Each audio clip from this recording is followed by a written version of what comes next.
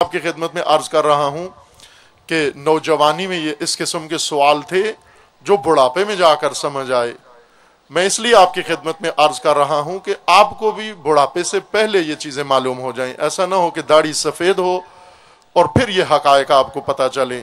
نہ عزیزان، حق یہ بنتا ہے کہ این جوانی میں انسان کو اپنا دین سمجھ میں آئے، اپنے فرائض و اپنی ذمہ داریاں سمجھ میں آئیں، نہ دیر ہو جائے جب ان پر عمل کرنے کی بھی توفیق انسان سے سلب ہو جائے۔ جوانی ایک فرصت ہے، جوانی طاقت ہے، جوانی الہی خدائی قدرت کا نام ہے۔ اللہ تعالیٰ نے جوانوں کو اس لیے یہ طاقت دی ہے کہ خدا ان سے کوئی کام لینا چاہتا ہے۔ اس طاقت کے ذریعے سے کوئی ذمہ داریاں ہیں جوانوں کے جو ادا کرنا چاہتے ہیں، جس کے لیے انہیں طاقت کی ضرورت ہے۔ پہلی طاقت جوان کے لیے اپنے نفس کو، نفس امارہ کو کنٹرول کرنا ہے، جس کے لیے سب سے زیادہ طاقت چاہیے۔ پہلی قدرت و طاقت جوان کی جوانی کس لیے چاہیے؟ اپنے نفس امارہ کو کنٹرول کرنے کے لیے۔ بہت زورور و زوراور ہے، وحشی درندے کی طرح ہے نفس امارہ۔ رسول اللہ مدینہ منورہ میں ایک دن گزر رہے تھے اور کچھ جوان پہلوانی کا مقابلہ کر رہے تھے، پتھر اٹھا رہے تھے تاکہ دیکھیں کہ سب سے بڑا پہلوان کون سا ہے۔ انہوں نے رسول اللہ سے خواہش کی کہ آپ آئیے اور ہمارے درمیان فیصلہ کرنے والے بنے کہ کون ہم میں سے بہتر طاقتور ہے و زیادہ طاقتور ہے۔ حضرت نے قبول کیا کہ ٹھیک ہے، آپ زور آزمائی کرو، میں فیصلہ کرتا ہوں۔ سب جوانوں نے باری باری پتھر اٹھائے بھاری۔ آخر میں جب فیصلے کا وقت آیا تو حضرت نے کہا کہ میں اعلان کروں کہ سب سے زیادہ زورور، سب سے زیادہ زوراور، سب سے زیادہ طاقتور پہلوان کون ہے؟ جوان شدت سے منتظر تھے، یا رسول اللہ اعلان فرمائیں۔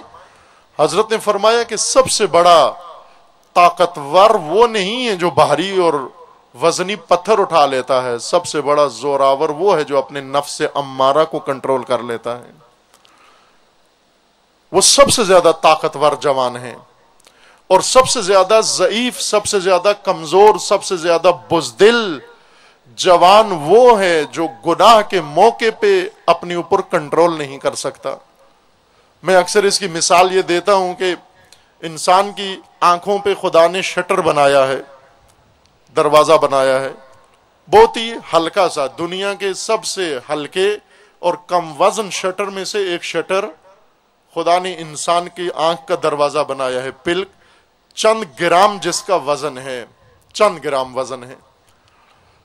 خوب کوئی پہلوان آئے میدان کے اندر آ کر اس چند گرام شٹر کو گرا کے دکھائے، کب؟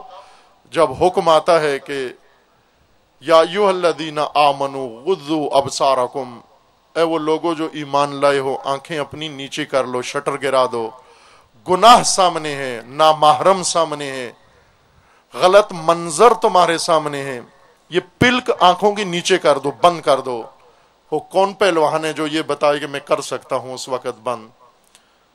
جب نامحرم سامنے ہو، جب گناہ سامنے ہو، یہیں پر بزدل، یہیں پر ناتوان، یہیں پر بے طاقت، یہیں پر ضعیف سمجھ میں آ جاتا ہے۔ پتھر اٹھانے والے، ویلنگ کرنے والے پہلوان نہیں ہوتے، نفس امارہ کو کنٹرول کرنے والے طاقتور ہیں۔